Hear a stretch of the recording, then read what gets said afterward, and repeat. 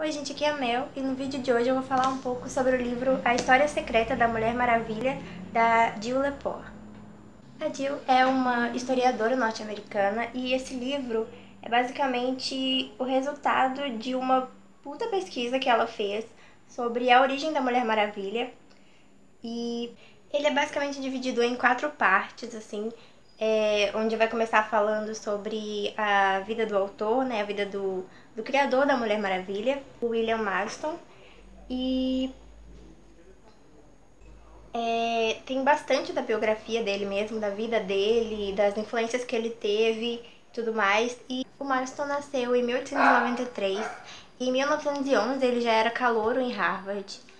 O livro conta um pouco desse período de calouro dele em Harvard, das tendências suicidas que ele tinha e de como um professor, como ele meio que desistiu de se matar por causa de um professor que ele teve na faculdade. O professor era o George Palmer, um professor de filosofia antiga que era viúvo da sufragista Alice Freeman.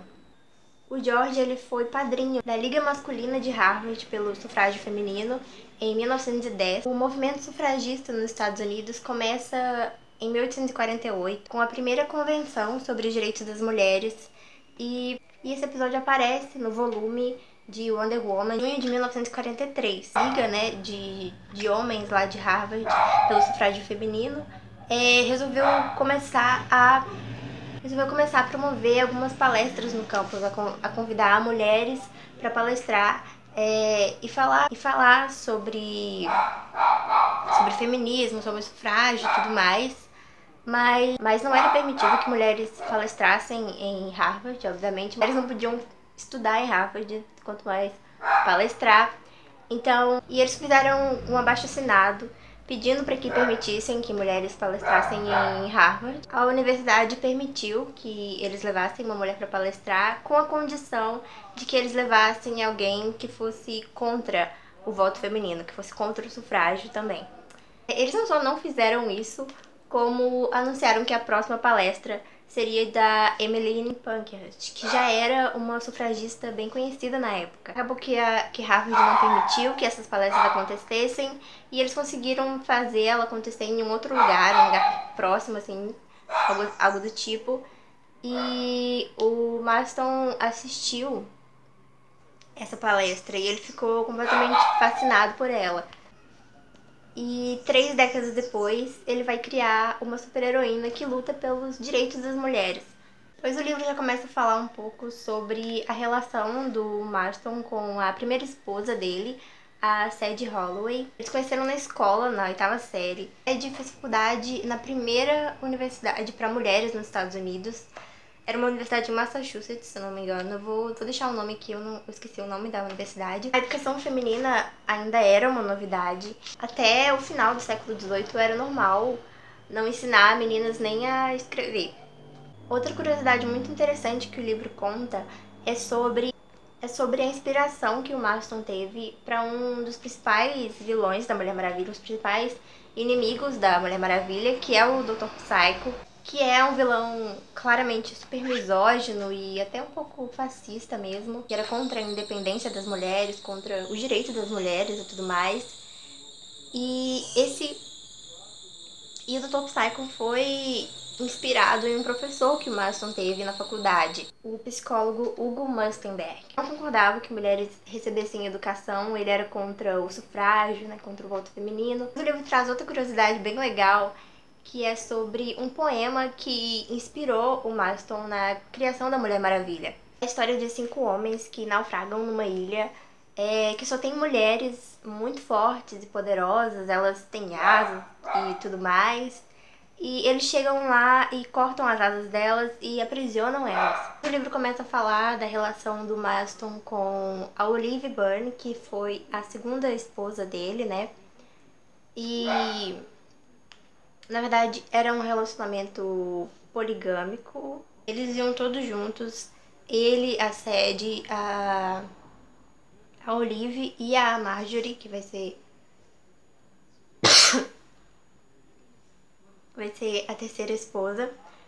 E a Olive era filha e sobrinha de duas feministas bem conhecidas na época, a Margaret e a Ethel Byrne. A Ethel era a mãe da Olive. A Margaret escrevia para jornais falando sobre sexualidade feminina, falando sobre saúde do corpo da mulher, coisas que eram muito tabu na época, na verdade, que ainda são hoje, imagine, naquela época.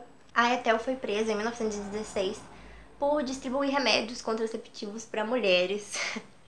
Pois é, na época era ilegal qualquer tipo de controle de natalidade, isso não existia, e ela foi presa por isso. Depois o livro começa a falar um pouco sobre a vida profissional do Marston, das coisas que ele fez antes de realmente começar a escrever A Mulher Maravilha. Fala um pouco sobre as pesquisas dele com o detector de mentira, né? Ele ficou conhecido por ter sido o inventor do detector de mentiras. Em fevereiro de 1941, ele entrega o primeiro roteiro datilografado da Suprema Mulher Maravilha. Eles acabam mudando, né, pra só Mulher Maravilha. E na carta, né, que ele manda pro editor, ele explica o sentido da Mulher Maravilha. Homens gregos eram capturados por mulheres predadoras em busca de amor, até que eles se cansaram e usavam da força para fazer as mulheres prisioneiras. Eles tinham medo delas, entre parênteses, complexo de inferioridade masculina, e mantinham-nas fortemente acorrentadas para que elas não os enganassem como sempre. A deusa do amor aparece e ajuda as mulheres a partirem suas correntes, dando-lhes a força maior do verdadeiro altruísmo. Momento em que os homens fazem uma reviravolta e ajudam as mulheres de fato a fugir da escravidão doméstica. As novas mulheres, assim libertas e fortalecidas por se autossustentarem na Ilha Paraíso, desenvolvem enorme poder físico e mental. Mas elas têm que usá-lo em prol de outras pessoas para não voltar às correntes. A Maravilha, então, faz a sua estreia na All Star Comics número 8, e um tempo depois ela já estava fazendo tanto sucesso quanto Batman e Superman. Ela era a principal atração da Sensation Comics e ela aparecia sempre na All Star Comics. Em julho de 1942, ela se torna a primeira super-heroína a ter uma revista própria.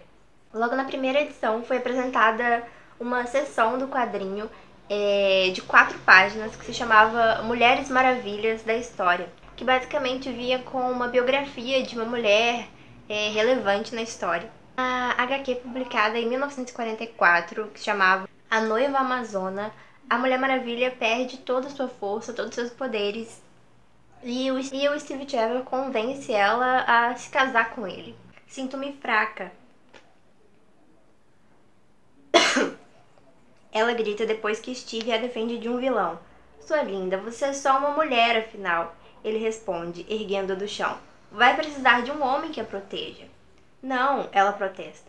Afrodite proíbe que nós, amazonas, deixemos qualquer homem nos dominar. Somos nossas próprias mestras. De repente, ela fraqueja. Mas eu confesso. Amo quando você manda em mim. Ama? Ora, sempre quis que você dissesse isso. Querida, case comigo.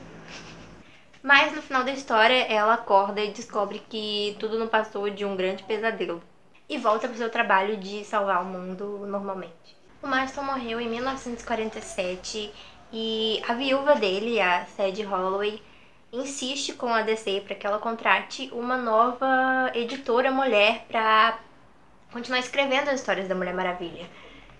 Mas a DC acaba nomeando o Robert Kanigher, que odiava a Mulher Maravilha. Ele também odiava a ideia de mulheres ganhando direitos políticos. Depois da Segunda Guerra, a Mulher Maravilha acompanhou centenas de milhares de mulheres que tinham trabalhado durante a guerra e que depois que a guerra acabou, que o trabalho delas não era mais necessário, que elas deveriam largar os seus empregos para os homens poderem voltar para os seus trabalhos. Estavam ameaçando a estabilidade da nação, enfraquecendo os homens. A capa da Sensation Comics de dezembro de 49 é típica da era Kanigher, com Steve Trevor carregando a Mulher Maravilha em defesa. Na década de 50, a Mulher Maravilha foi ficando cada ano mais fraca. Ela foi babá, modelo, estrela de cinema. Ninguém também tirou a seção de Mulheres Maravilha da história, óbvio, né? Substituiu por uma seção sobre casamento, chamava Matrimônio à la Mode.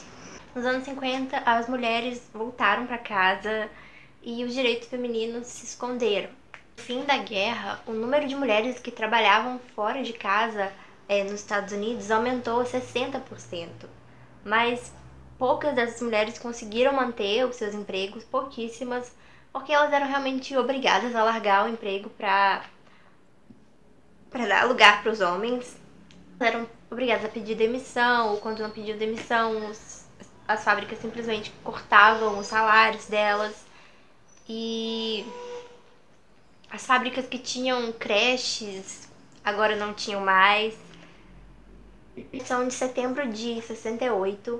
É o marco do início da era Diana Prince. A Mulher Maravilha perde completamente os poderes de Amazona, perde os braceletes, o avião invisível, o laço da verdade. Em 1972, a revista Miss lança uma capa com a Mulher Maravilha. Elas basicamente queriam fazer uma ponte entre o feminismo dos anos de 1910 e o feminismo da década de 70 com essa Mulher Maravilha da década de 40.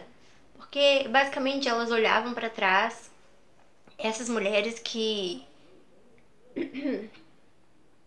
não eram nascidas, que não eram nascidas na época da Mulher Maravilha do Marston, elas olhavam e viam aquelas histórias da Mulher Maravilha no início e não entendiam, tipo, o que aconteceu com essa personagem, onde foi que ela se perdeu e ficou tão desempoderada e tão descaracterizada do que ela realmente era na sua origem. Ivy e a Holloway, as viúvas do Marston, viveram juntas para sempre. Elas eram inseparáveis e elas ficaram 64 anos juntas. Então é isso, gente. Eu super recomendo esse livro. É realmente muito bacana para quem gosta da personagem, quer saber um pouco mais sobre a história do autor, sobre as influências que ele teve para criar a personagem. Enfim, os primórdios da Mulher Maravilha, as primeiras histórias e a essência mesmo dessa personagem que a gente tanto ama. Espero que vocês tenham gostado do vídeo. Esqueçam de dar um like se vocês gostaram e de se inscrever no canal. E até o próximo vídeo. Beijo, tchau!